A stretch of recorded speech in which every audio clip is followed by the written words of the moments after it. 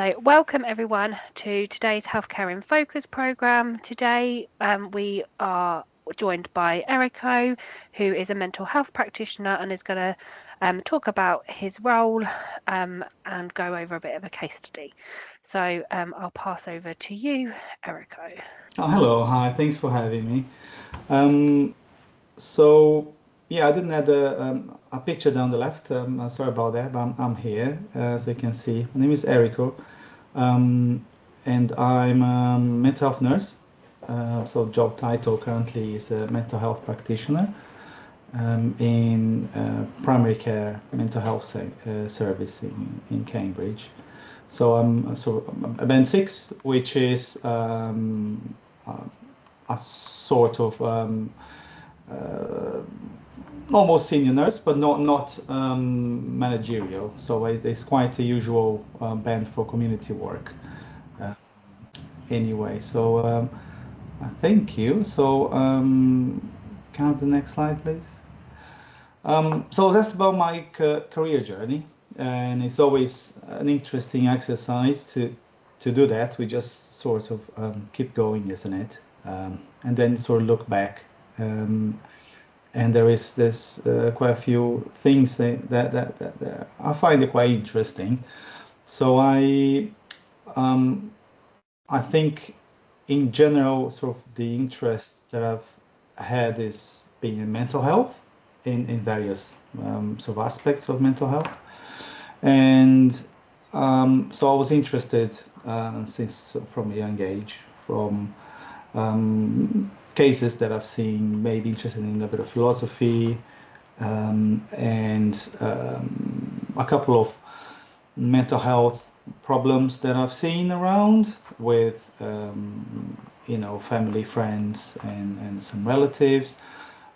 So I was quite puzzled by the whole thing. So initially you wanted to do architecture or something like that. I always like drawing and that side of things. But so yeah, I was drawn into sort of psychology. So and that was I put some dates there. So it looks like long time ago. So it's 1998, 2004. That was the psychology degree. There was quite a lot of emphasis on psychoanalysis, and that side of the world sort of tends to have a penchant for psychoanalysis. So there was a lot of people so reading Freud and all that side of things. But I thought it was interesting philosophically, but also I was interested in practical things, and I ended up starting placement in psychiatric ward, so a private ward. It was a little bit out of the blue, but I thought that was something I really wanted to see what it was like for people. In my mind, it was always something a bit distant. People that sort of are in crisis, or they you lose and change who you are for a period of time, need an admission. That was my first sort of placement, let's say. So that kind of guided a lot of what I did afterwards. Then was there working in substance misuse in that's still in Brazil. Then I decided to come for sort of a gap year in the UK, and so stumbled by looking for jobs. I mean, it was quite generic jobs, just to spend a year and get some money and travel. So I ended up stumbling across a hospital, was a big hospital in London. Then I thought maybe I'll do a bit of volunteering or any courses. There was assigned volunteers. Then they sent me to another hospital, which was more mental health, and that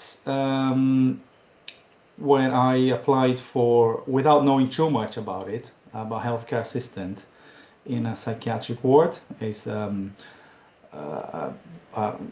intensive care unit, so it's quite a sort of more locked ward for more acute sort of cases. So I hadn't not much experience. I had some in that first placement I mentioned, but it was not so in depth. So I wasn't too sure what it was gonna be. Um, I was given an opportunity, so I had come with no qualifications that were accepted here.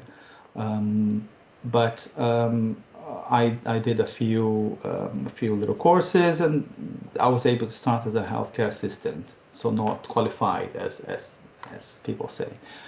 And in that period, so it was interesting, was a bit of a shock, but it was all the process of kind of living in a different country and doing something different. So it was still interesting. But it was a great team. So I quickly got really attached to the job and to the team.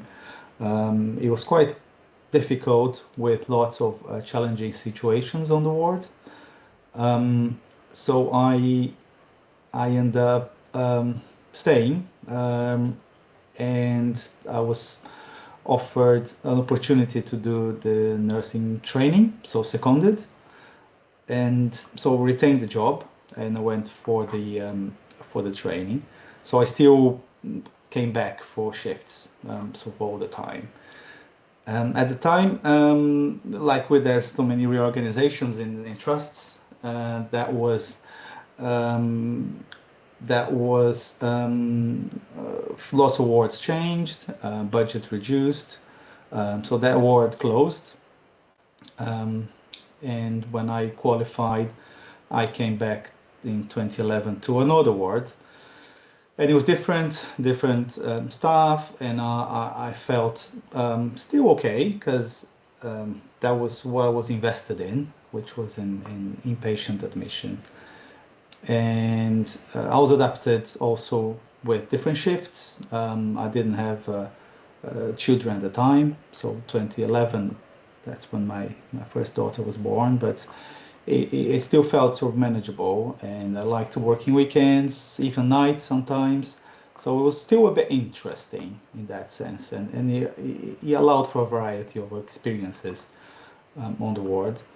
Um, but then, so yeah, a few years doing that, but there was, for some reason, nowadays you'll not hear that, but I there was no band 5, which is the qualified nurse jobs at the time, for me in that trust and in some other trusts. That's really strange. Nowadays, you qualified from nursing, you have sort of options going to band 5 straight away. Doesn't seem to be as a big deal in that sense. There are opportunities, but yeah, there wasn't.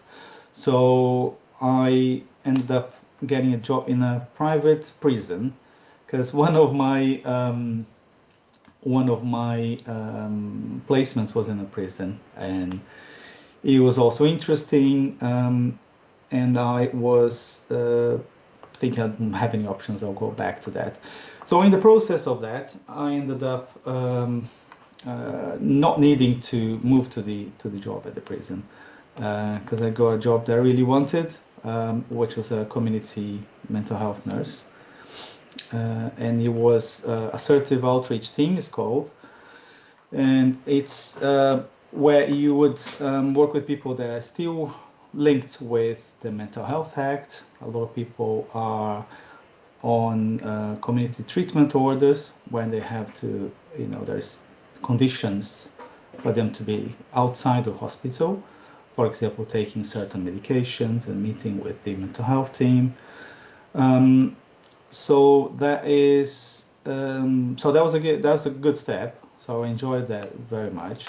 And then I thought I'll continue as a community mental health nurse, not going back on the wards.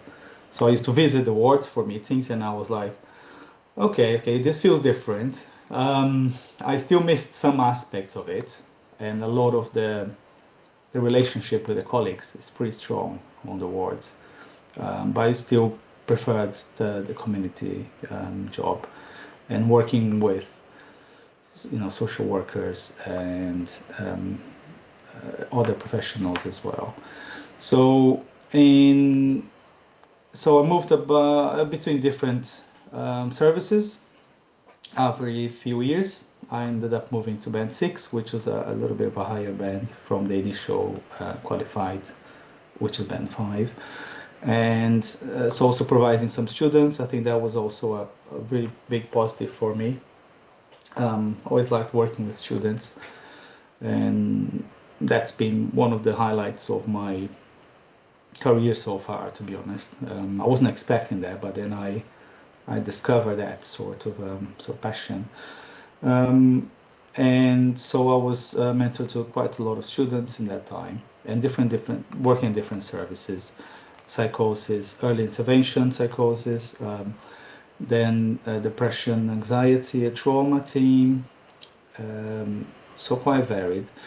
Then decided to move to Cambridge, moved here looking for jobs, worked with a similar type of mental health team, and then I had this opportunity to work in another service which I never heard about, which was linked with the primary care, with the GP side of things, and it was assessments.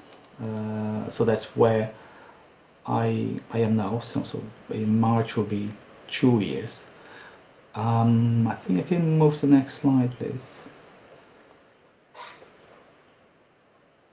Yeah, so definitely that was an interesting step. I thought with experience that I gained from different places, it would put me in a good position to sort of assess people.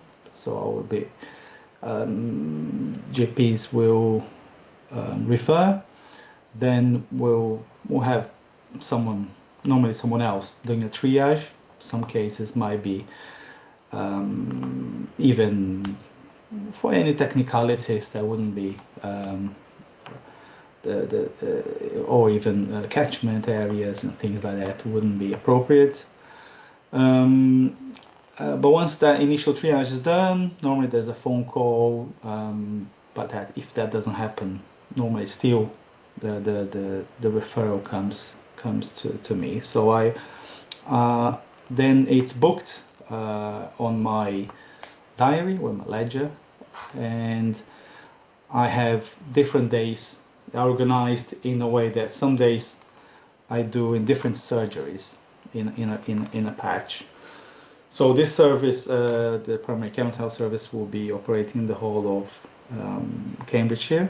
In some other counties will be differently set up, but we'll have different areas and different sub areas. So I'm sort of more inner city, and there is a wider team, but I also work with a smaller team. So there is a day in the life. So it is different days. Some days I'll do appointments via video, sometimes via phone.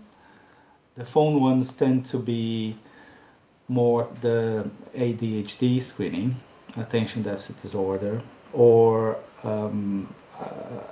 autism spectrum disorder sort of screenings, which is more of gathering information specifically for that.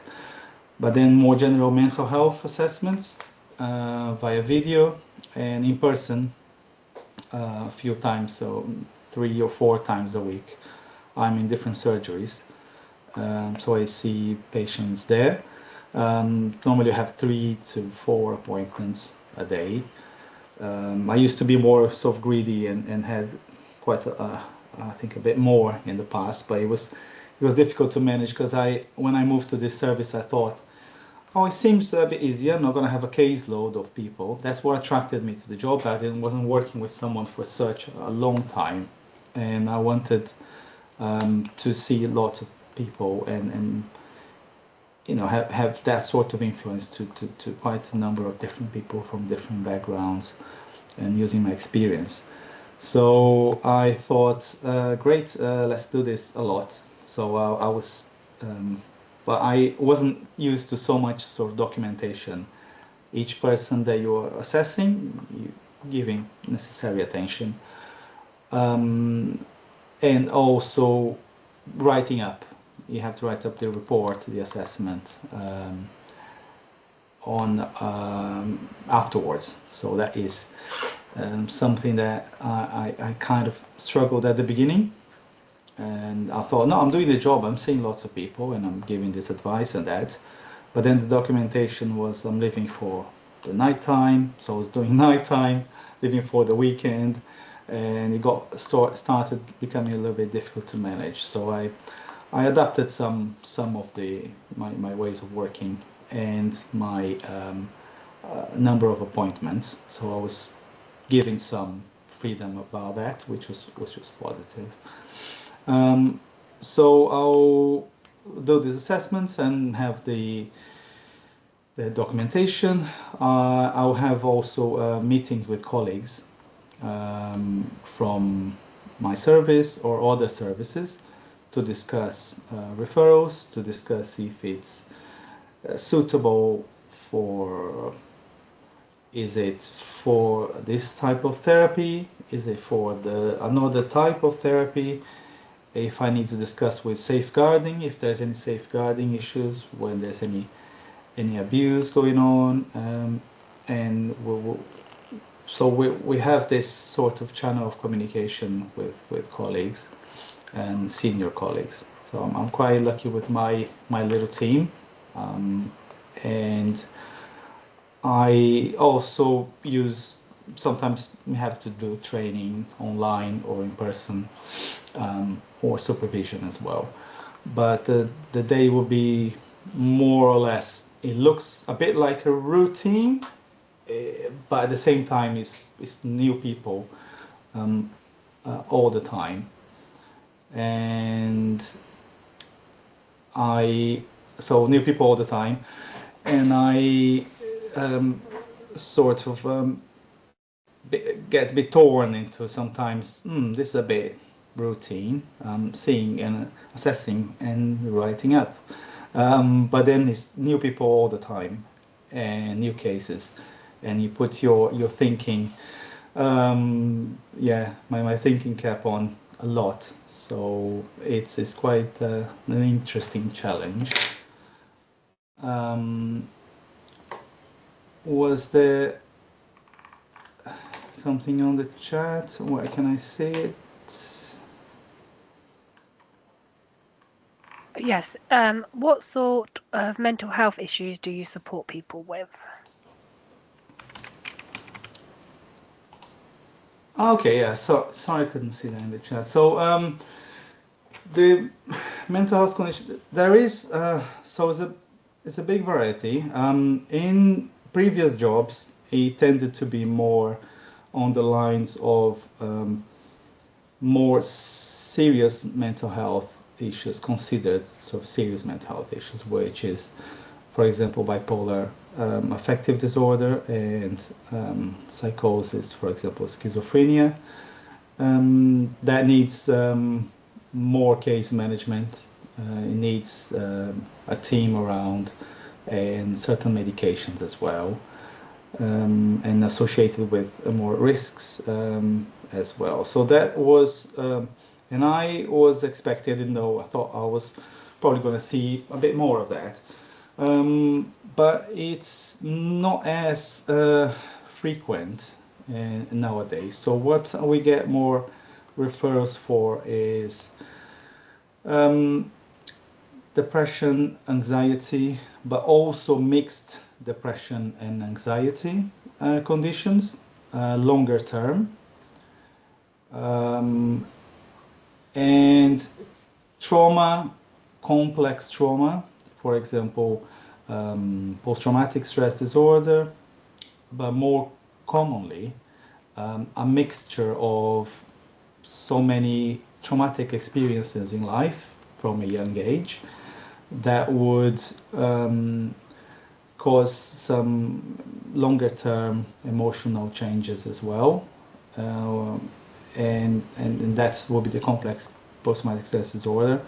What I was talking about, the mixed depression and anxiety, that also becomes another interesting bit of assessment, because when there is a lot of also mood instability, you're wondering why is it some bipolar condition, or is it mood instability, as in emotionally unstable personality disorder? So the most common ones we see is so depression, anxiety, emotionally unstable personality disorder, or emotionally unstable personality disorder traits. Another name is borderline personality disorder for the same condition. Um, uh, so post-traumatic stress disorder and complex post-traumatic stress disorder, and sometimes bipolar affective disorder, which is on the side of more serious mental health, but I'm not saying some are more serious than others or take everything so seriously. Do quite a lot of ADHD, attention deficit disorder, so screenings. It's not the full assessment; it's an initial screening, and then we send it to the specialist. And autism screening as well. So these are the most common ones, I think. Was there another question? Sorry, I wish I could see the... Oh, let me go into the chat. Okay. No, I can see the questions now. Thank you. What type of therapy activities do you do with patients? So, very good question. I probably was not going to go into that because I think because we do assessments and referrals, so I'm not doing any specific therapeutic activity with patients. I could expand my explanation and think that when we are providing the assessment and you're already looking into very short-term sort of advice aspects of, for example, managing anxiety management, and you try and to discuss what they've already been doing and you suggest something else, especially on the lines of ways to ground yourself and ways to kind of distract the thinking from something that is causing the worry and anxiety and get out of that circular negative sort of thinking pattern. Also, things around sleep hygiene, the how ways that person is doing. I suggest some things. I have some leaflets as well about things that can help with sleep. Not that it's very easy. A lot of sleep problems are quite long term, and it's not as easy as discussing how to relax. But a lot of times, you might be even, identifying something quite important and simple, as in a high use of energy drinks or caffeinated drinks, and those things can affect sleep definitely.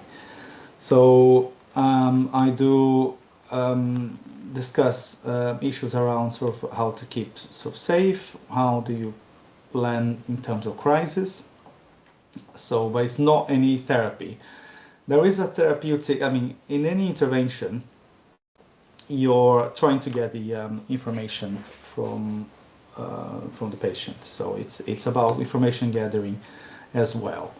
So you have to ask quite a lot of questions. But there's always something that we try and allow for the person to also have a better insight about their conditions. For example, today I saw this lady that presented really well. She was complaining about different things, but also I could smell even from the body, not like as in a recent use of alcohol, but I could smell that's probably there was more sort of an alcohol problem there. And then we go into that conversation, and I think I hope she got into, because when you live with yourself with all your issues, your challenges, you can sort of fool and mask things to yourself. So sometimes talking to another person becomes a bigger shock, and it can increase the the self knowledge and the insight about themselves. So, but not specifically therapy activities. I would look into services that do those therapy activities, and I would refer on or suggest signposts to them. Um, I think I can go to the next slide. Okay, yeah. So rewards and challenges. We challenges. We don't have too many appointments in order to assess people, so this is quite pressured in a way that you try and allow for people to express themselves. You want to not rush things, but if you step back, you see how many questions you have to ask in regards to mental health assessment.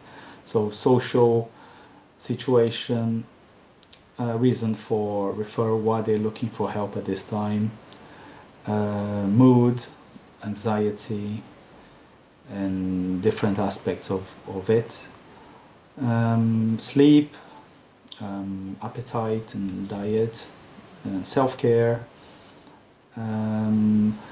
substance use or abuse, alcohol or drugs. There will be possible trauma symptoms is another aspect. I go and I go directly, ask directly about people about it. And any previous mental health treatments they've done, any medication they might be taking, any relevant physical health medication, but mainly any mental health medication. I might have a list of the medication, but I ask them also. This being a later learning for, more recent learning for me, also not to take things for granted and ask what is the medication helping with, and what even in little ways, a lot of people will say, I don't know, or it just helps me. So I try and find out a bit more about that. And issues around risk to themselves, risk to, difficult to ask, risk to others, but you try and ask if possible in the nicest way, and risk from others as well. So there is quite a lot to cover, and so we try to use the letter always tells people 30 to 40 minutes. My appointments, for example, today's ones, they were not very straightforward, so I needed an hour for them, and still I had to rush a little bit. So I do have an hour allocated, but then that's not counting all the documentation afterwards. The challenges and interesting bits, which is you're always making so important decisions, you're always thinking,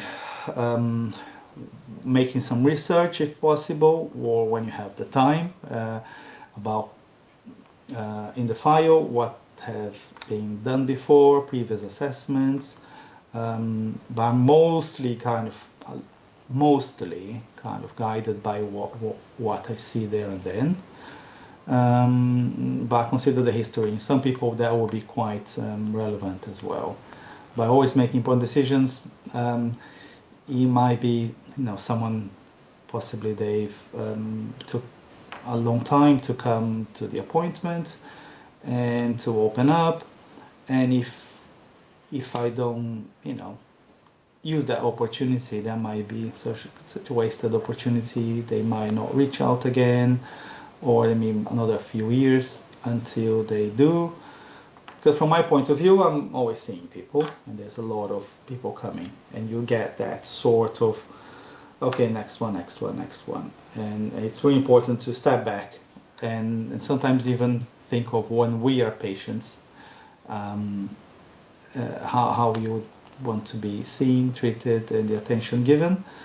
So I do try and that's why sometimes I stay a bit later than 5 o'clock, just thinking about the cases and what else I could offer, or maybe someone else, something else. For example, I've discussed the mental health, but I didn't discuss some of the social aspects. I didn't offer some services that we know of to get help with finding employment, or to refer to a support worker to look into more practical help, because it's not just the therapy that we're looking. So you're always kind of thinking, and that's interesting challenge as well. So rewards, I find that we wide-reaching, see people from all sort of walks of life, sort of students and professionals or non-professionals, but between 17 and 65 years, so it's quite a lot of people, different, the varied sort of population as well. So it's quite rewarding when there is a positive outcome. Sometimes I don't know what happens after I refer on, sometimes I do. But when I feel that the assessment, I got information, there was a feel-good factor as well as being difficult for the person sometimes discussing, because the appointment is condensed into talking about possibly problems most of the time. So if there was increase in any sort of insight, but when there's positive outcome in terms of the advice or the signposting, or if I refer to a service that was adequate, and I think that's what I'm looking for, making a little or big positive impact. All right, next one, please. I think in terms of training opportunities, that is something that I've been blessed in some ways. In other ways, I was a little bit reluctant, and sometimes, it's good to take them, most of them, when the opportunity comes. Also creating those opportunities, not as a greedy thing, but like doing things that are relevant and interesting to yourself, and reassess things if close to burnout. So everybody's prone to that when things kind of happen in a way that things pile up, sometimes in personal life mixed with in the profession.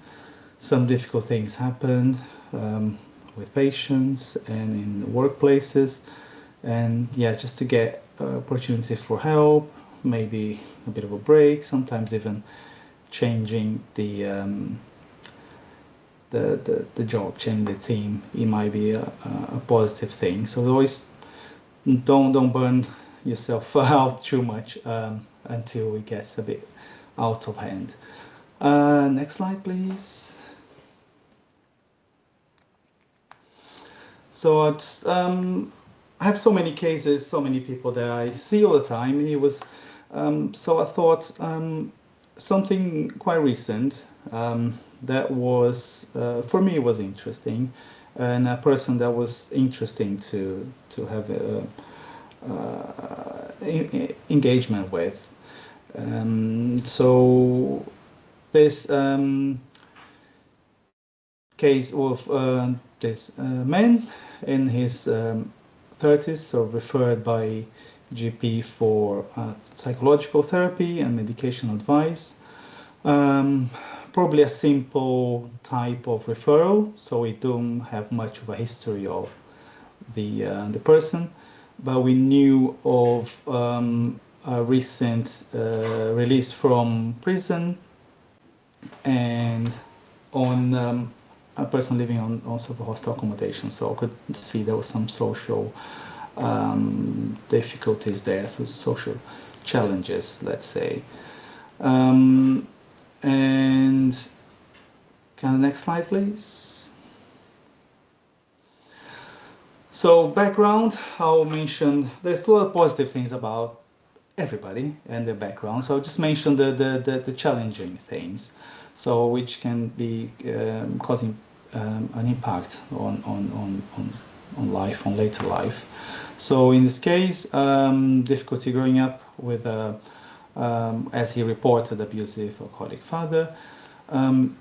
Then mum and him and children left and relocated to another area.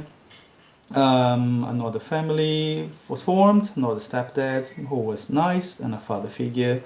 Then he died in front of the family when the patient was a teenager, so from a heart attack. So that caused that trauma, but also the family into some hardship financially.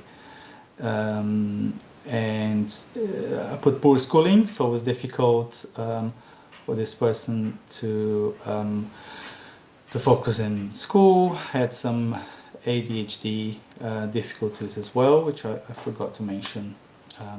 But yeah, attention deficit disorder, and so that was more sort of childhood. And went into work, but quite a lot of instability in life, and then went into the army.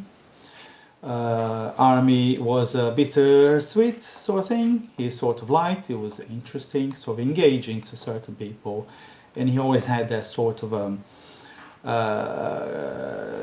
kind of a restless, a little aggressive streak. So that was interesting for him, and the adventure.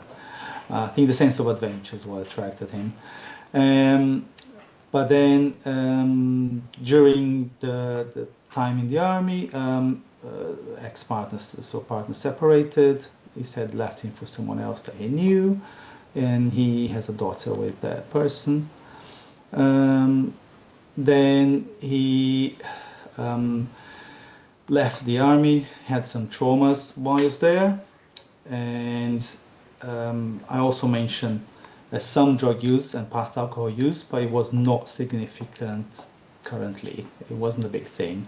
Due to past alcohol use of the father, he was quite against it normally.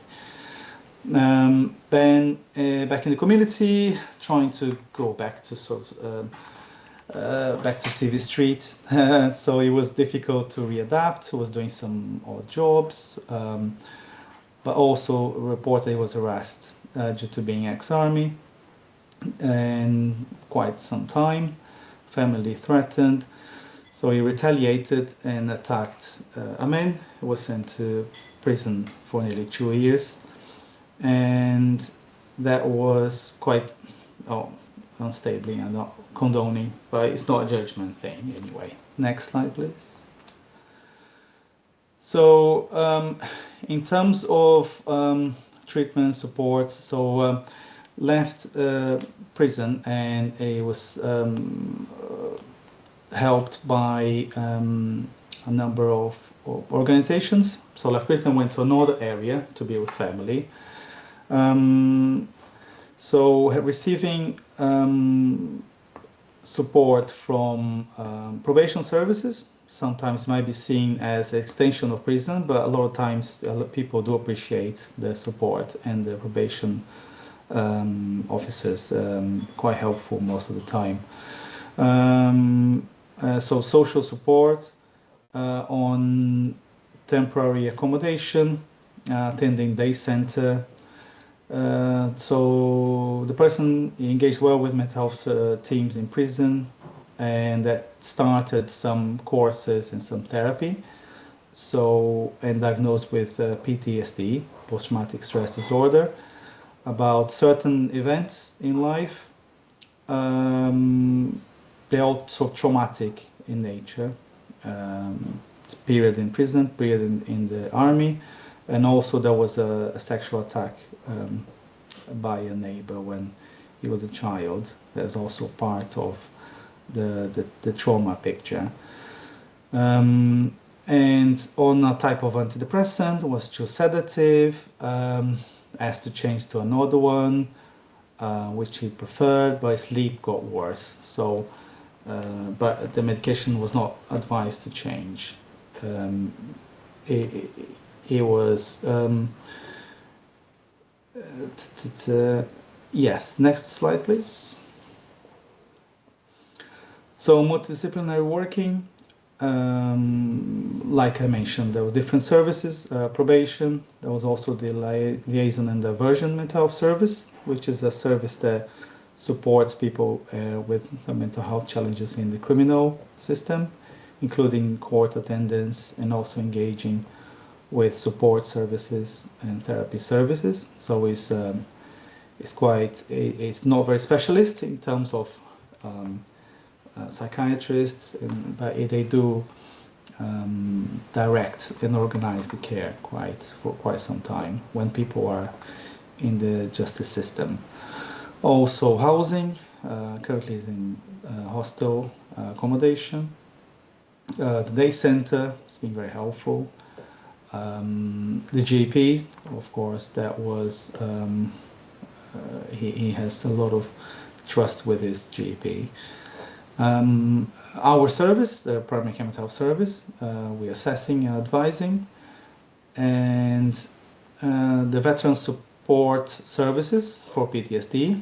I think he was not trusting them so much because he said, army sort of ruined my mental health, so I don't want to work with them. And that's been suggested so many times, but that's a no-go area at the moment. So he said. And then the final result from my perspective was the complex PTSD therapy services, which is a type of therapy to work with a group of traumas. So the results are sort of engaging, I thought was quite positive so far. Engaging well with the services. Is got some sleep problems still, and that's to do with traumas as well and hypervigilance, feeling a threat. But he prefers to be less sedated on the new medication, and also refer to the complex PTSD services, which was the right outcome in terms of therapy. Do we have another slide? Yes. So some positive points I just wanted to add. So we do focus on the challenges and on the problems. But it seemed to not have any significance of drug and alcohol use, good physical health, attachment to his daughter and motivation to rebuild his life, a lot about her. So engage as well, is to be contacted by phone. Sounds simple thing, but sometimes people are not, and that doesn't progress with a lot of services if they're not contacted. Has a lot of skills transferable to jobs once he's more stable. Appears to have good insight and no other comorbidities that we could identify as in other mental health conditions that could play a part. So it was mainly the social problems and the PTSD. Risk to others as well, but that was is put into context. It doesn't seem like an over dangerous person, but that's, don't want to go into that too much. All right, yeah, thank you. I think that was the end of my slides. I hope it was helpful. Yeah, thanks, Erico. It's great to hear from you in your role as a mental health practitioner around how you got there and kind of your journey from kind of starting your psychology degree in Brazil, how you came over to England, and then was able kind of started in London and relocated to Cambridge, and kind of that progression from kind of a band 5 nurse to a band 6 mental health practitioner, and the different, really interesting, all the different settings that you mentioned around kind of working within a prison and then working in the community and going into surgery. So it sounds like it's been a real interesting kind of role that takes you to lots of different places and experience lots of different people as well. So really thank you for sharing kind of your journey and working us through one of the patients and how kind of you support and all the different independencies and agencies that you have to work with as well. So it's not just kind of you within your service kind of doing that assessing, but you've also got all of those other different services to connect with and work with as well. I really appreciate you sharing Thank you. coming, Erico. No, thanks a lot. Yeah, hope it was helpful. Thank you.